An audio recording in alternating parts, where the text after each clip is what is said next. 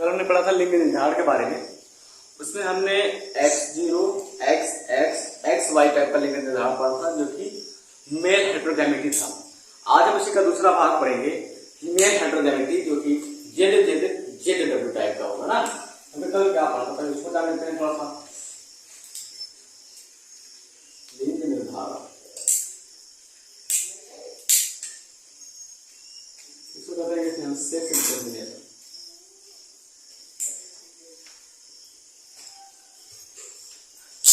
ठीक, लिंग निर्धारण इसको हम कहते हैं सेक्स डिटरमिनेशन। कल हमने इससे पढ़ा था दो प्रकार का लिंग निर्धारण होता है। पहला होता है mail heterogamety,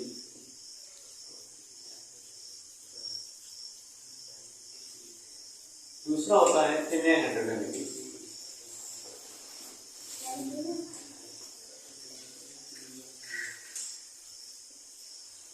male heterogamety and female heterogamety. ठीक, जैसा कि हमने मेल हेटेरोगैमेटी में पढ़ा था कि मेल हेटेरोगैमेटी जो होता है वो मेल से रिलेट करता है, यानी कि जो हमारा हेटेरोगैमेटी पाया जाएगा, अलग अलग प्रकार का गुणसूत्र पाया जाएगा, वो पाया जाएगा मेल में। ठीक है, मेल में पाया जाएगा अलग अलग प्रकार का गुणसूत्र। ठीक, उसके बाद हमने पढ़ा है आज फीमेल हेटेरोगैमेटी के बारे में। फीमेल में जो गुणसूत्र पाया जाता है वो हेटेरोगैमेट कैसे होता है।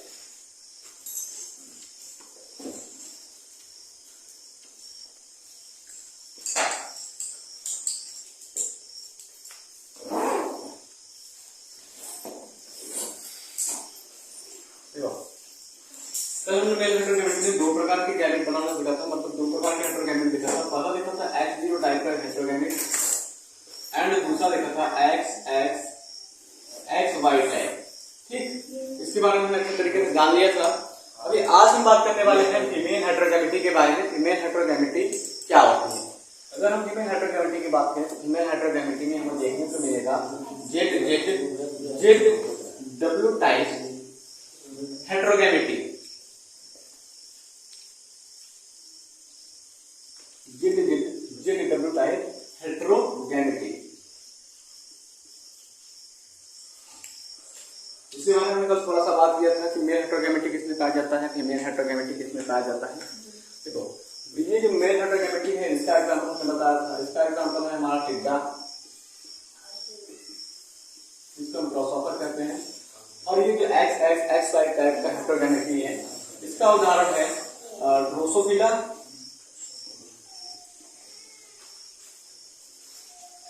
और मनुष्य।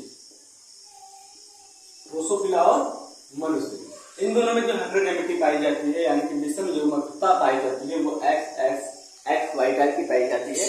तो इतना तो हमने कल पढ़ लिया था। आज हम पढ़ेंगे ZW टाइप की हेटेरोगैमेटी के बारे में। तो ZW टाइप का जो हेटेरोगैमेटी होता है वो मुख्य रूप से देखने को मिलता है पक्षियों में। इसमें अगर हम बात करें तो ये हमको देखने को मिलता है बर्ड में।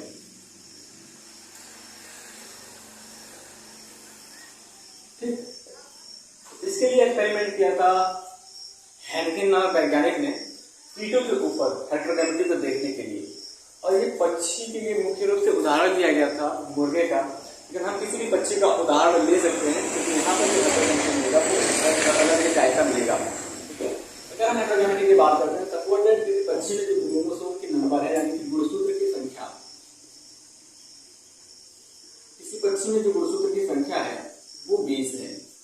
ठीक, टोटल गुणसूत्र की जो संख्या है वो 20 है, यानी कि अगर हम ये नंबर ऑफ यूएन है और अगर इसके हम जोड़े में बात करें, यानी कि 2n में भी बात करें, 2n में ये 10 हो जाएगा।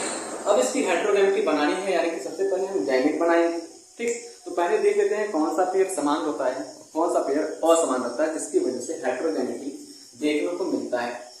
सबसे पहले अगर हम बात करें शुरू के 9 जोड़े की, ठीक है, शुरू के 9 जोड़े की बात करें, ये तो मेल का हो गया और उधर फीमेल का। इसी प्रकार से 9 जोड़े रहेंगे। शुरू के 9 जोड़े की बात करें तो शुरू के 9 जोड़े जो होते हैं मेल और फीमेल में दोनों एक जैसे होते हैं।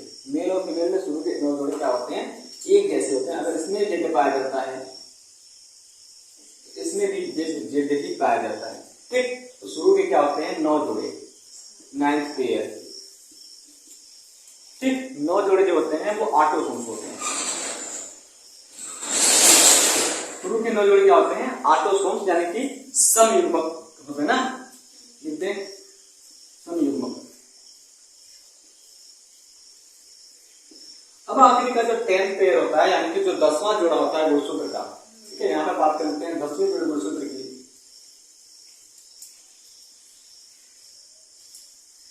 अगर हम 10वें जोड़े गुणसूत्र की बात करते हैं तो यहाँ पर भिन्नता आ जाती है, और भिन्नता हमें देखने को मिलेगी फीमेल है। ठीक है, तो मेल में तो हमारा पता है जेड जेड मिलेगा, फीमेल में जो मिलता है 10वां जोड़ा वो हो जाता है जेड डब्ल्यू। यहाँ पर हम एक्स वाई या फिर एक्स एक्स भी ले सकते थे, लेकिन कंफ्यूजन होता है कि कौन सा मनुष्य में है कौन सा पक्षी में है, इसलिए किताब में भी अलग से लिखा गया है, कुछ हम भी ले रहे हैं ना।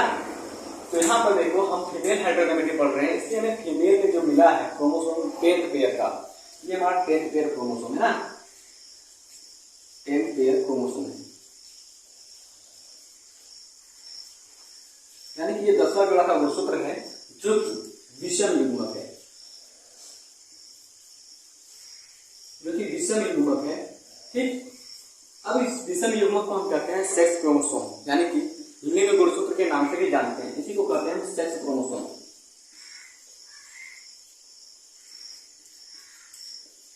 सेक्स क्रोमोसोम, ठीक है, सेक्स क्रोमोसोम का मतलब होता है लिंग गुणसूत्र, ऐसा गुणसूत्र जो लिंग का निर्धारण करता है कि आने वाली जो संतति है वो मेल है या फीमेल है।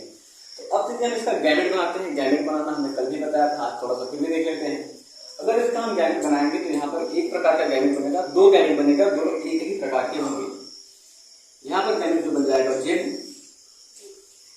जेड, ठीक है, यहाँ पर जो गैमेट बनेगा वो बनेगा जेड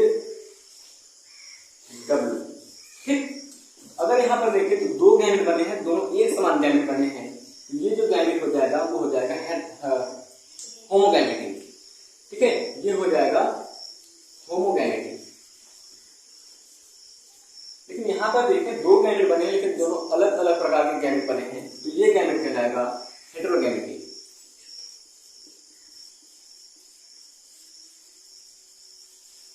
अब अगर हिंदी में बात कर ले होमोगैमेटी यानी कि समान युग्मक, इसको कहते हैं समान युग्मक।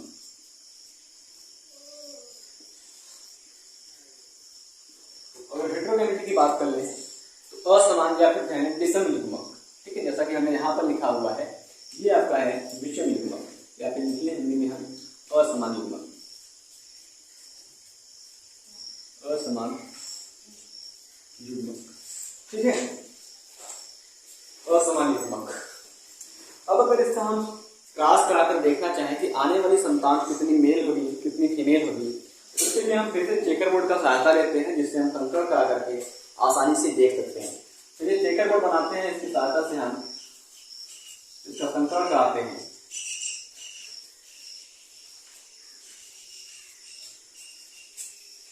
एक तरफ ऊपर की तरफ फीमेल लिख देते हैं और इधर हम लिख लेते हैं मेल। ठीक, ये हमारी फीमेल की।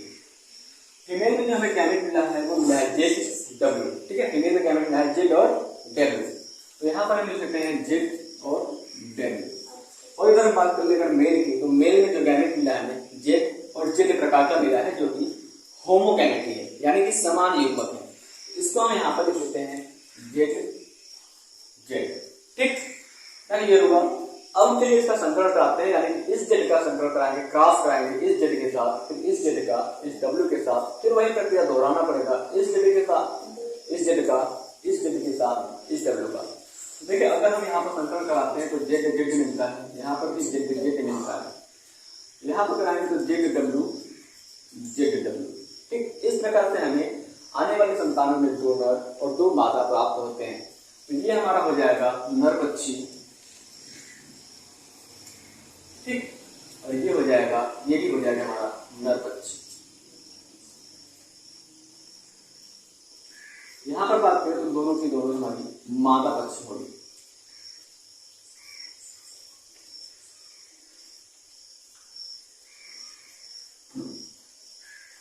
आप इसको बाहर भी लिख सकते हैं आसानी से, तो आई होप इतना आपको समझ में आया होगा। ठीक है, लिखिए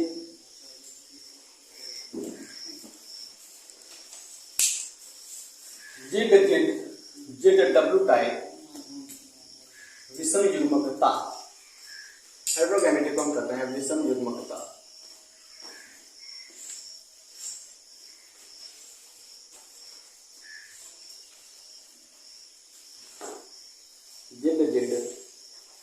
ZW टाइप हेटेरोगैमेटी। तो हाँ जल्दी जल्दी चलाइए।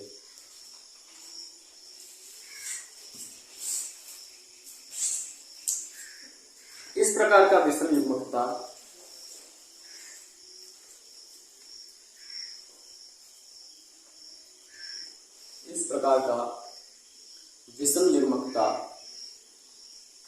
मुख्य रूप से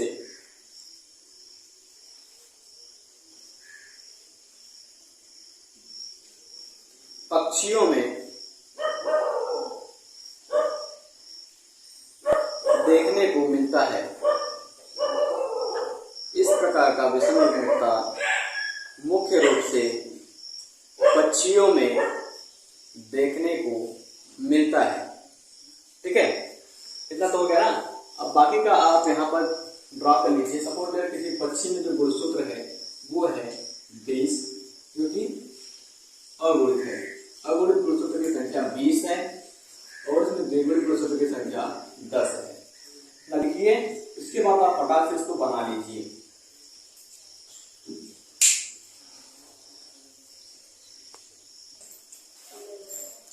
अब अगला डालो उत्परिवर्तन, इसको म्यूटेशन कहते हैं।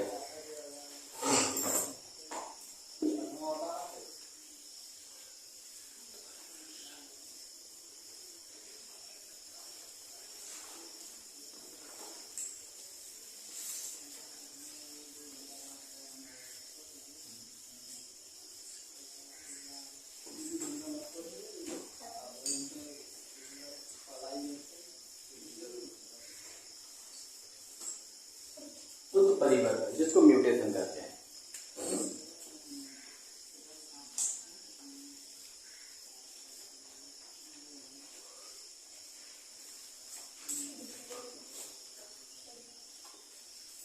ठीक है, जो उत्परिवर्तन है वो मनुष्य के लिए लाभकारी नो भाई, जो उत्परिवर्तन है वो मनुष्य के लिए लाभकारी और हानिकारी है। जैसे हम खड़े खड़े हैं, हमारे पंख फुट जाए तो हम उड़ना शुरू कर देंगे, ये हमारे लिए फायदा है ना। ठीक है, दो सींग जल जाए तो सबको मारना शुरू कर देगी, फायदा है ना। देखो उत्परिवर्तन जो होता है वो क्यों होता है, मतलब किसके कारण से होता है और उत्परिवर्तन में क्या क्या होता है। ठीक है, वो छोटा सा टॉपिक है, 3-4 लाइन का खत्म हो जाएगा। सबसे पहले हम बात कर ले उत्परिवर्तन के बारे में। उत्परिवर्तन के बारे में किस वैज्ञानिक ने बताया था। ठीक, उत्परिवर्तन के बारे में किस वैज्ञानिक ने बताया था। तो परिवर्तन के बारे में बताने वाले वैज्ञानिक का नाम है ह्यूगो डी व्रीज, सन 1900 ईस्वी में। ठीक, 1901 ईस्वी में। इसके बारे में बताने वाले जो वैज्ञानिक हैं 1901 ईस्वी में ह्यूगो डी व्रीज ने बताया।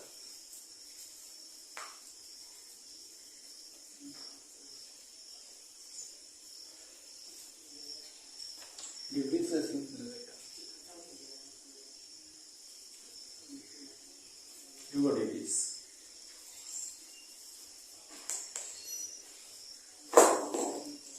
ठीक है, 1901 में ह्यूगो डी व्रीज ने उत्परिवर्तन के बारे में बताया था। तो सबसे पहले जानते हैं उत्परिवर्तन होता क्या है। ठीक है,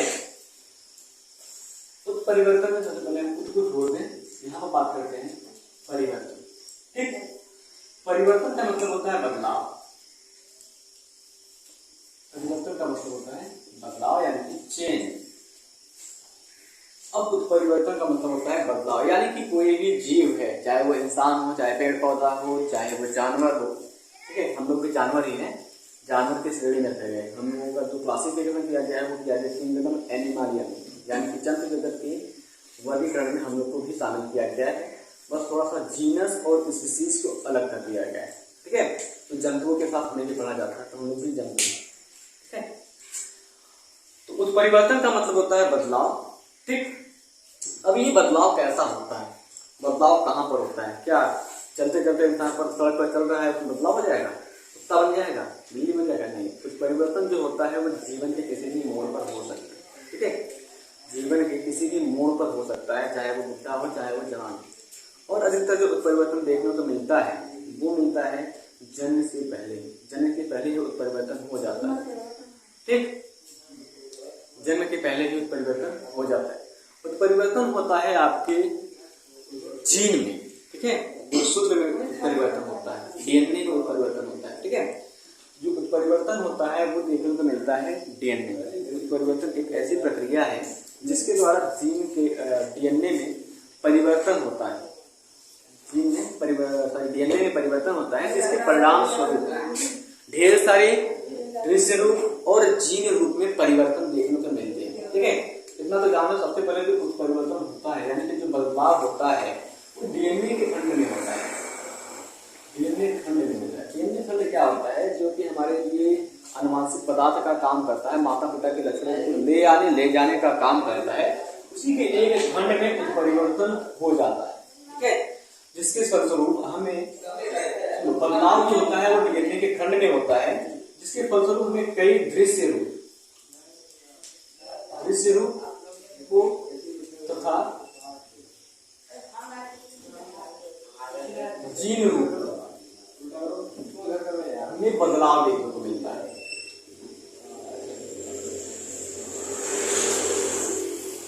ठीक है, दृश्य रूप और जीन रूप में हमें बदलाव देखने को मिलता है।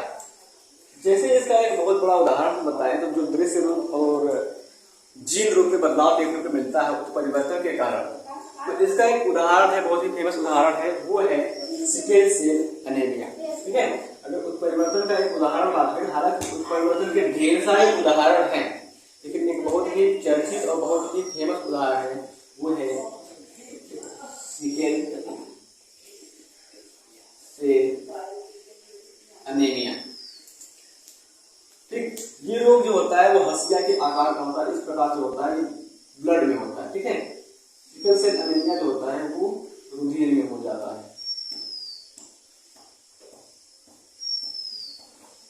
इस प्रकार से सिकल सेल एनीमिया जो होता है वो दिखाई देता है। ठीक, तो सबसे पहले आप इसको लिख लीजिए, सिकल सेल एनीमिया क्या होता है। ये बहुत ज्यादा बड़ा नहीं है, छोटा सा है उत्परिवर्तन, यानी कि थोड़ा सा परिवर्तन होगा और बहुत सारे लक्षण देखने को मिलेंगे। सबसे पहले अगर हम उत्परिवर्तन की बात करते हैं तो उत्परिवर्तन की परिभाषा क्या है, इसको ही लिख लीजिए। देखो, उत्परिवर्तन वह क्रिया है जिसके द्वारा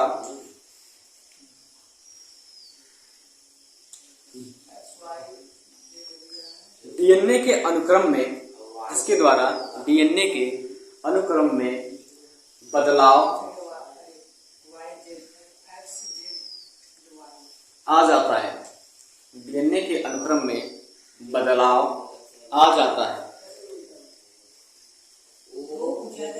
डीएनए के अनुक्रम में बदलाव आ जाता है, जिसके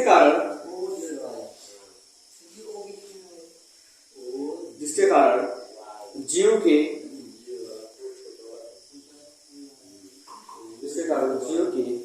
जीन रूप तथा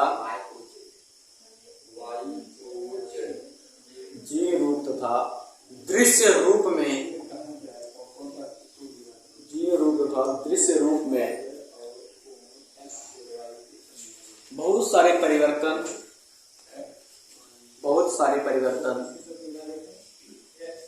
दिखाई देते हैं। बहुत सारे परिवर्तन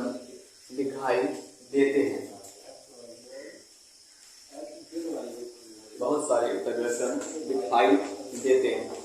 उदाहरण, सिकल सेल एनीमिया।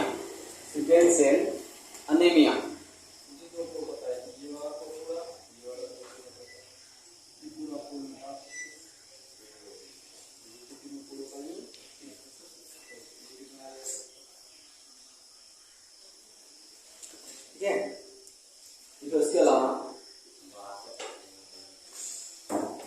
इसके अलावा डीएनए के एकल क्षार युग्म में भी उत्परिवर्तन दिखाई देता है। डीएनए के एकल क्षार युग्म में भी उत्परिवर्तन दिखाई देता है, जिसे बिंदु उत्परिवर्तन कहते हैं, जिसे बिंदु उत्परिवर्तन कहते हैं। ठीक है, तो ये लास्ट वाला लाइन क्या है, थोड़ा सा इसको देख लो। तो लास्ट वाला लाइन है कि यानी कि जो डीएनए है ना, डीएनए में जो क्षार युग्म पाए जाते हैं यानी कि बेस पेयर पाए जाते हैं, base pair adenine thymine guanine cytosine जो पाया जाता है, अगर इस एडेनिन ग्वानिन साइटोसिन थाइमिन में उत्परिवर्तन होता है, ठीक है, अगर इसमें अगर उत्परिवर्तन होता है, हमने क्या बताया, एडेनिन ग्वानिन साइटोसिन थाइमिन, ठीक, ये डीएनए में पाए जाते हैं। अगर इसमें से किसी में उत्परिवर्तन होता है तो इस प्रकार के उत्परिवर्तन को हम कहते हैं बिंदु उत्परिवर्तन।